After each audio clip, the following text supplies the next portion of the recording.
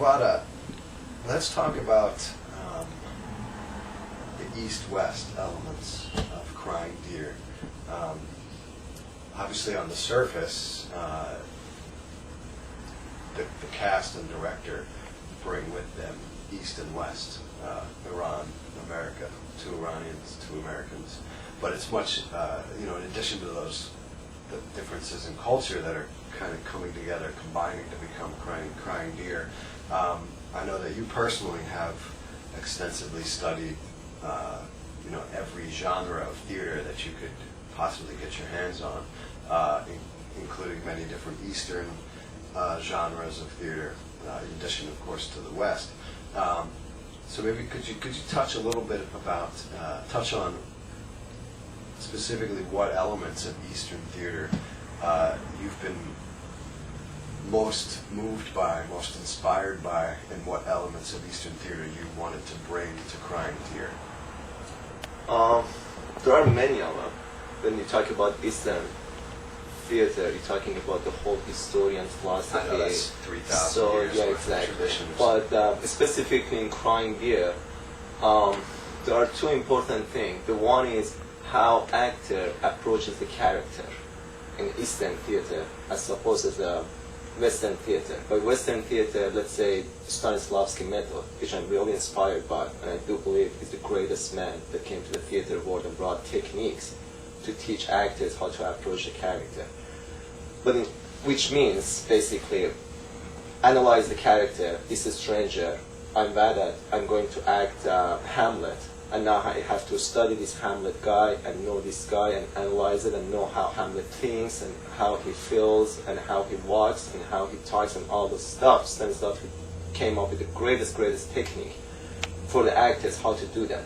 But on the other hand, in the Eastern theater, what is very important for me in a way of approaching the character is not somebody else's out there that I have to go and analyze it and study it and find it.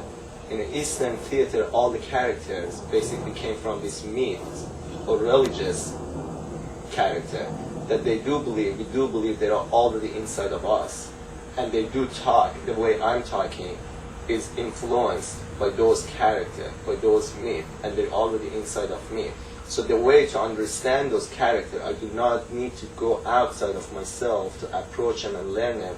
I have to find a way to go inside of myself and learn who that character is. In the example of Hamlet, find my own Hamlet inside of me.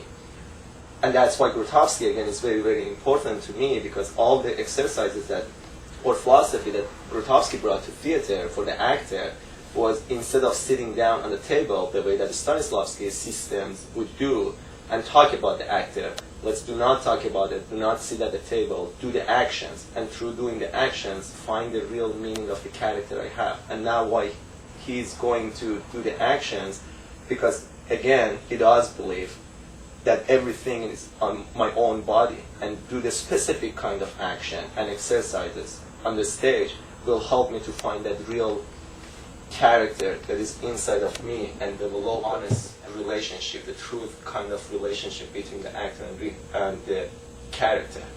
And there is the other aspect of it too, which is the relationship between the actors and the whole world or universe, or more in the Eastern way, we call it God basically, because we are very religious community or cultures and do believe in God and everything being controlled by God. I myself am not a religious person at all, but growing up in that religious community, the actor is not going on a stage to do the job, to just have the character, and now he has to perform necessary to entertain other people and send message to other people, as many Western theater would do. I'm not saying all of them, but many would do.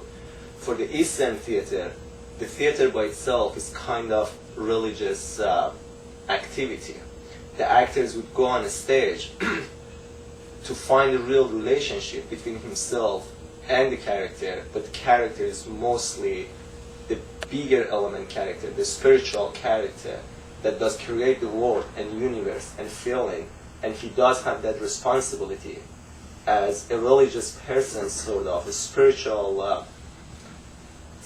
feeling, to help the audience to bring them and get them involved with that spiritual theme, whatever he's doing in theater, which again, in Western theater, I do believe that's how theater was invented in Greece more than 2,500 years ago.